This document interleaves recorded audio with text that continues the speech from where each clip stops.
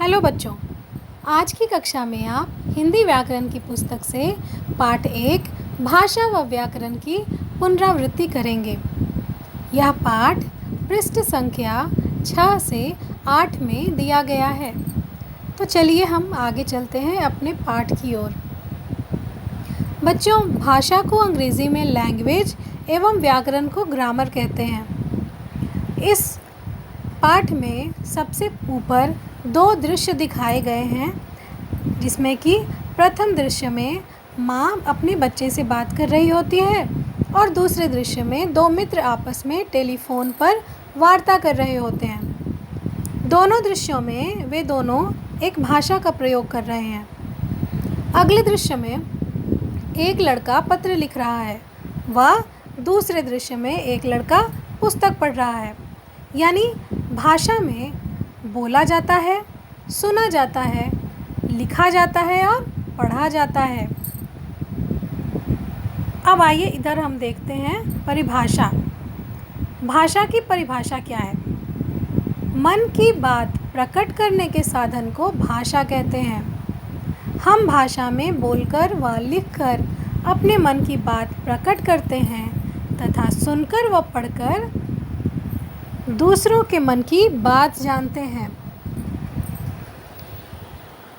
बच्चों, दुनिया में अनेकों प्रकार की भाषाएं पाई जाती हैं और उनको बोलने वाले, सुनने वाले, समझने वाले, पढ़ने वाले और लिखने वाले लोग भी हज़ारों और अनेकों की संख्या में हैं। इसी प्रकार हमारे भारत देश में भी हज़ारों भाषाएं बोली जाती हैं। उत्तर से लेकर दक्षिण तक, पूर्व से लेकर पश्चिम तक हज़ारों भाषाएं हैं जिन्हें हम बोलते व सुनते हैं। उन भाषाओं में तो बड़े बड़े साहित्य भी लिखे गए हैं, यानी बड़ी बड़ी पुस्तकें भी लिखी गई हैं। लेकिन ये भाषाएं क्षेत्रीय भाषाएं कहलाती है, जिसे एक सीमित लोग ही बोलते हैं। लेकिन कुछ भाषाएं ऐसी होती हैं जो पूरे विश्व लेवल, वर्ल्ड लेवल पर मानी जाती हैं, जैसे कि अंग्रेज़ी भाषा। इसीलिए हम अंग्रेज़ी भाषा को भी ज़रूर सीखते हैं, परंतु हमारी राष्ट्रभाषा हिंदी है, जिसे सीखना हमारे लिए बहुत ही आवश्यक है। तो चलिए हम इस पाठ में थोड़ा और आगे चलते हैं। भाषा के 2 रूप बताए गए हैं। पहला है मौखिक भाषा, जिसे बोलकर बोला जाता है। दूसरा है लिखित भाषा, जिसे लिखा जाता है। यानी हम भाषा का प्रयोग 2 रूपों में कर सकते हैं, एक तो बोलकर और दूसरा लिखकर।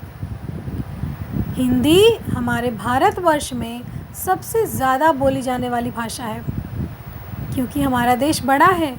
यहाँ बहुत सी भाषाएं बोली जाती हैं, जैसे हिंदी, पंजाबी, उड़िया, मराठी, तेलुगु, कन्नड़, बहुत सारी भाषाएं हैं। अब चलिए हम देखते हैं व्याकरण की तरफ। बच्चों, व्याकरण हमें भाषा का उचित प्रयोग सिखाता है कि हमें किसी भी भाषा को किस प्रकार से लिखना व बोलना है।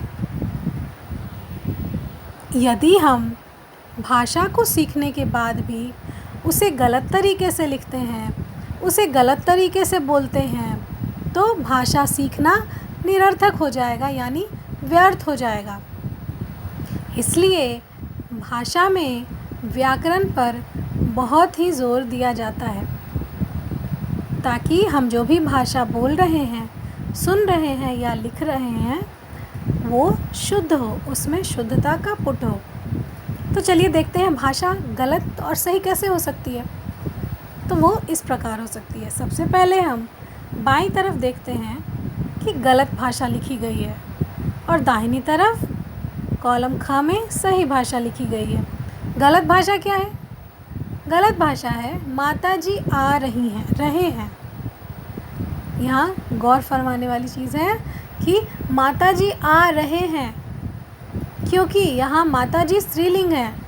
तो यहाँ पर इस वाक्य को शुद्ध करने के लिए हमें लिखना होगा माताजी आ रही हैं। दूसरा वाक्य है मेरे को दूध चाहिए। यह वाक्य भी पूर्ण रूप से शुद्ध नहीं है बच्चों। हाँ, मुझे पता है कि कुछ क्षेत्रों में इस प्रकार की भाषा प्रयोग की जाती है, लेकिन फिर भी इसका शुद्ध रूप होगा मुझे दूध चाहिए। तीसरा वाक्य है घोड़ा घास खा रही है। घोड़ा तो स्त्रीलिंग नहीं है, घोड़ा तो पुल्लिंग है, तो हमें पुल्लिंग में रहा है रही है का भी ध्यान रखना होगा ना। इसलिए यहाँ पर होगा घोड़ा घास खा रहा है। तो क वर्ग के वाक्य गलत हुए और ख वर्ग के वाक्य सही हुए। बच्चों, जो हमें भाषा का सही प्रयोग सिखाता है उसे ही हम व्याकरण कहते हैं। तो चलिए, आज हमने पुनरावृत्ति में इतना अभ्यास किया।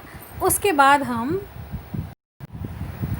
अगली कक्षा में इस पाठ का अभ्यास कार्य भी देख लेंगे, जो कि आपने पहले ही सॉल्व कर लिया है, लेकिन फिर भी एक बार हम इसकी पुनरावृत्ति भी अवश्य ही करेंगे। आज के लिए धन्यवाद बच्चों।